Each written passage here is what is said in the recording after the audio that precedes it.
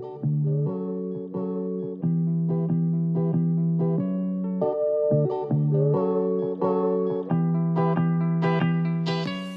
drawing students, this is a demo on subtractive drawing and drawing drapery. Remember, additive drawing is what we've done up to this point so far this semester.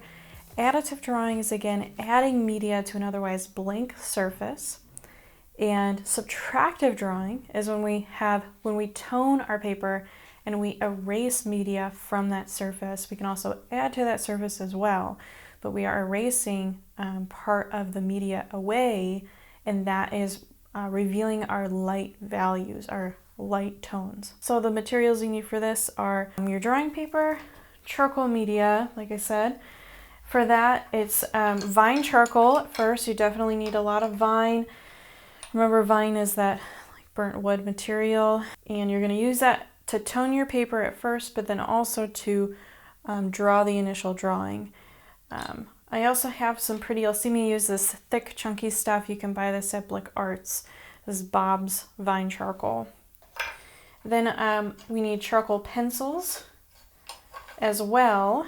And I use the General's charcoal pencils just like this, and they come in hard, medium, soft, and extra soft. You can buy a pack of them like that. Sometimes it comes with a white charcoal pencil as well, which is useful for gray paper when you or toned paper that you buy a different color.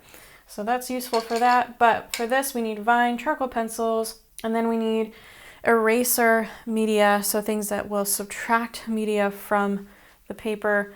You will definitely need a kneaded eraser. Those are really useful for subtractive drawing.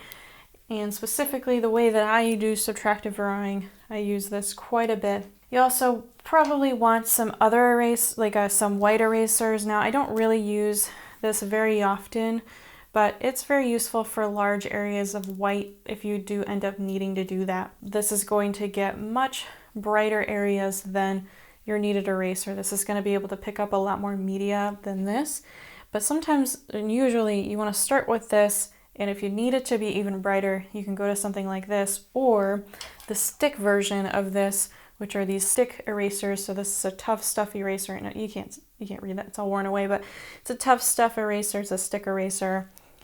Then I also have some Mono Zero erasers. This is just my one that I use the most. It's the little tiny dot almost. They come in like these cylindrical tiny erasers. Now I'm almost at the end of this one, but really tiny.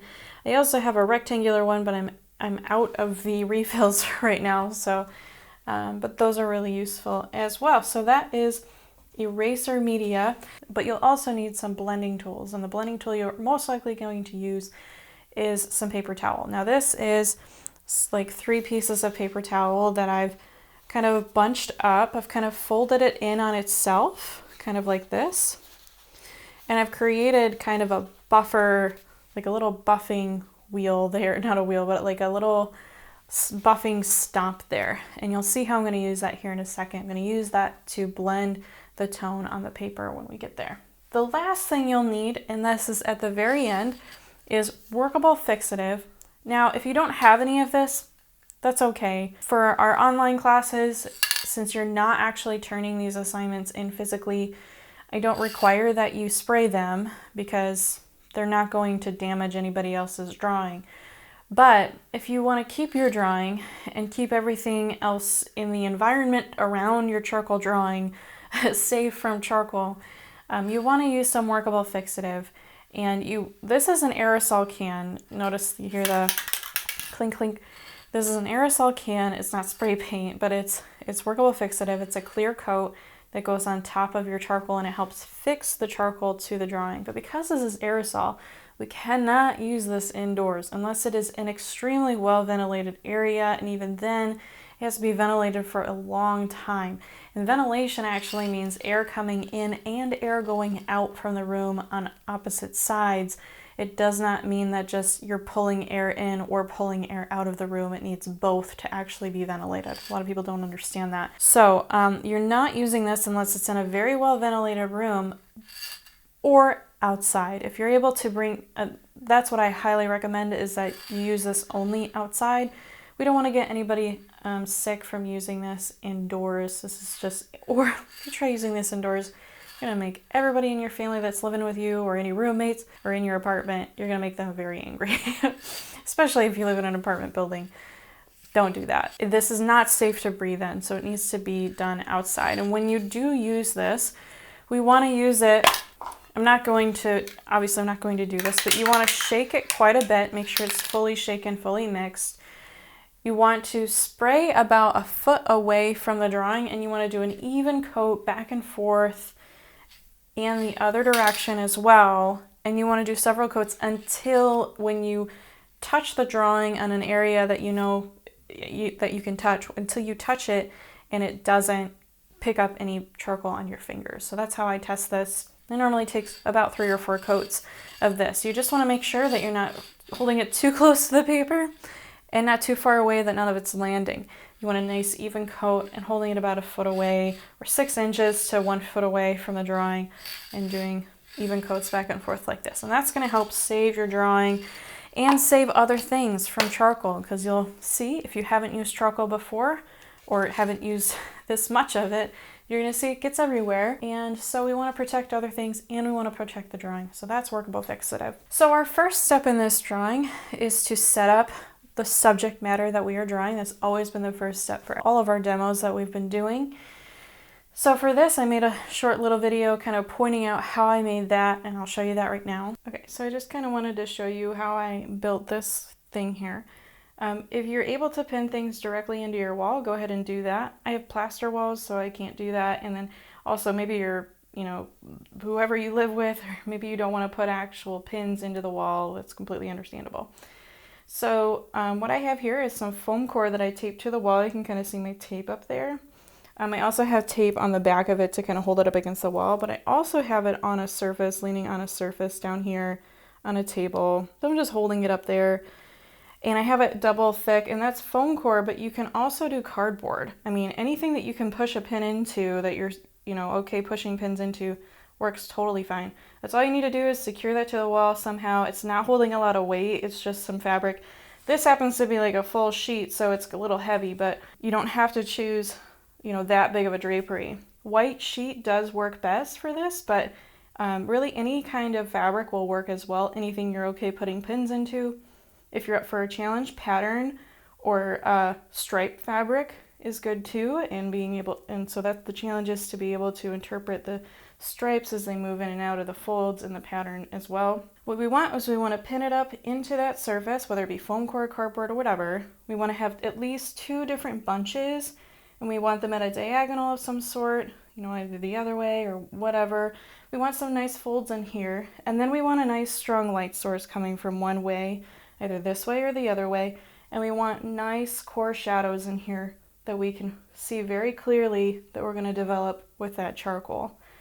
So that's about it, and so pretty simple. Wanted to show you how I did that. Okay, now that we have our subject matter set up, we have our drapery set up, now I'm going to go on to the next step, which is tone our paper for a subtractive drawing. So to do that, you're going to take some vine. For you, it's going to be some vine charcoal that looks like this. You want a nice chunk of it. You want to make sure you aren't holding it to where, like, some of these are bent, right? Well, you're about to use the side of it, so you want to make sure you have a nice flat, or as flat as you can get, surface to use. I'm actually going to use this because I don't want to use up all of my littler vine, so I'm going to use my big chunk. You can get these at Blick Arts too. So what we want to do is we want to do a nice even coat along the whole paper, back and forth. And you want to make sure this is dark enough that you'll be able to pull media out and it make a difference when you do that, when you erase, but you don't want it too dark that you're not able to add or develop core shadows because you've made it too dark. Okay, so we laid the charcoal down, and now we need to blend it into the paper so we have a nice even tone. I'm going to do that with my paper towel that I made, and we'll go ahead and blend that around back and forth in different directions to help blend that into the paper.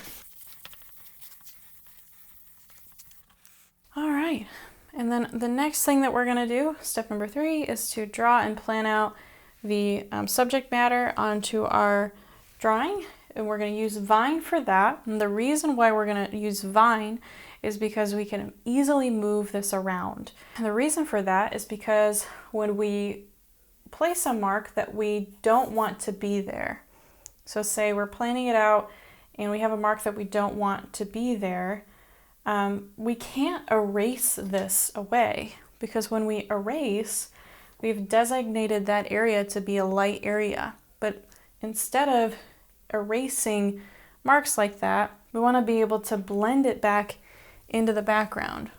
So you're going to use your paper towel and blend that back into the background, and that is how we erase. That's how we erase our mistakes back into the background. We want to blend them back into the background. Because again, we're not doing additive drawing, we're doing subtractive drawing. So when we subtract away, eventually when we get to the part of the drawing when we're erasing, we are actually drawing light. So if you were to erase a mistake like that, you are now designated that as a light area of the drawing, and that's not necessarily what you want it to be. So we just want to be very careful, and the Vine is most forgiving. It's the most forgiving charcoal media. If you were to use charcoal pencils, this is a compressed form of charcoal. It is not forgiving as the Vine.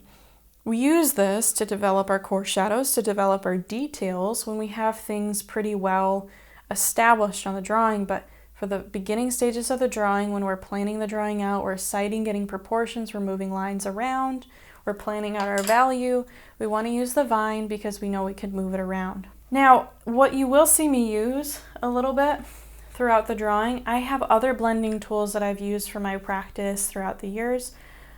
You probably won't see me use a lot of the paper towel. I'm going to be using a lot of brushes that I've been using for charcoal for many years. I have this one, I have a couple other ones, but I'll also probably use this one a lot.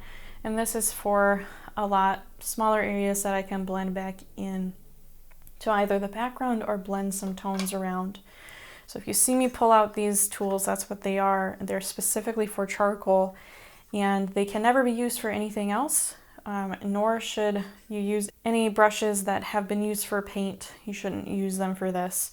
So yeah, so I'm going to switch to the other camera and get going on this drawing. I'm going to use a lot of sighting and what I know of straight line construction and sighting to plan out this drapery.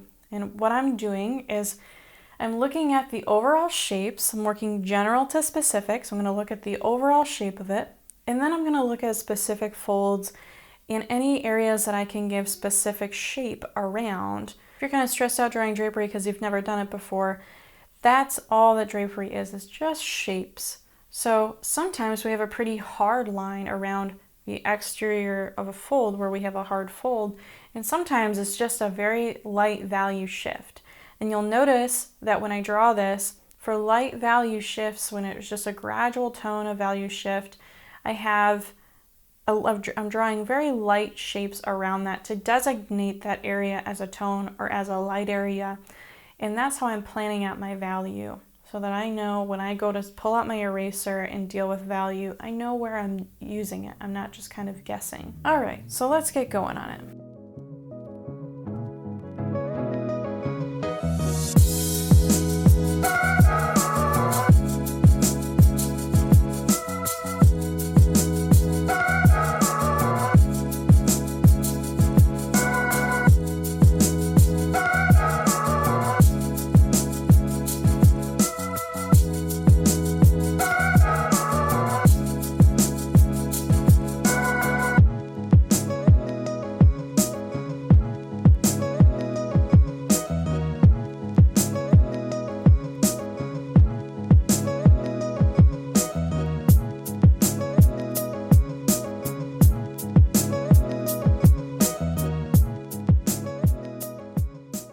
So I have done quite a bit of planning and planning out the drawing and planning out value shapes.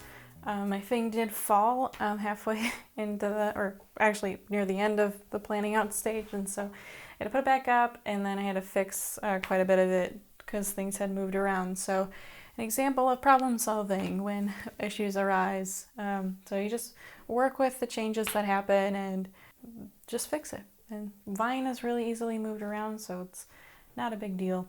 So now I'm going to start addressing value. I'm going to start with a kneaded eraser. And notice how we pull this apart, it's self-cleaning, but you're going to see me shift and shape this in my hand quite a bit.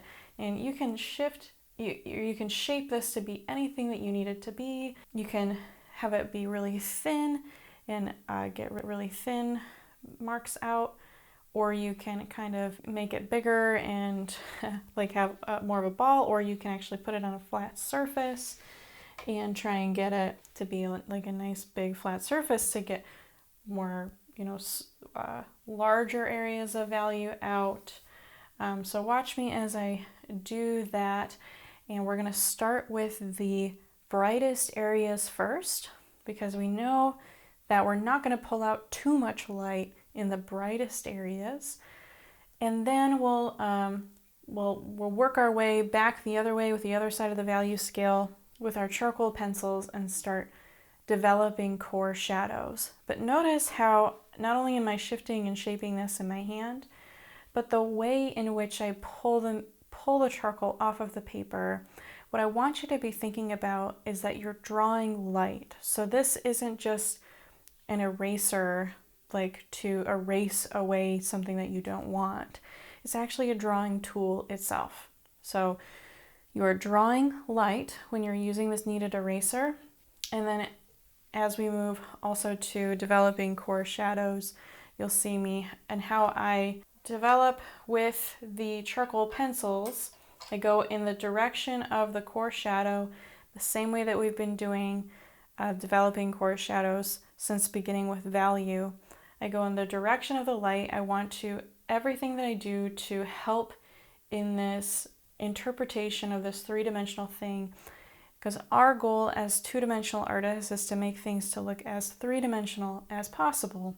So you're constantly dealing with the thing in the round and trying to make that thing look like it's two-dimensional. So you use every tool at your disposal to help interpret that three-dimensional thing two-dimensionally. So I say that to say that you'll see me use this charcoal pencil in the way that the core shadow shapes around the fold. I don't go in a long way necessarily, because that will flatten that shape out. So we're constantly trying to give form and three-dimensionality to the folds, to what we're drawing. All right, so watch me as I do that.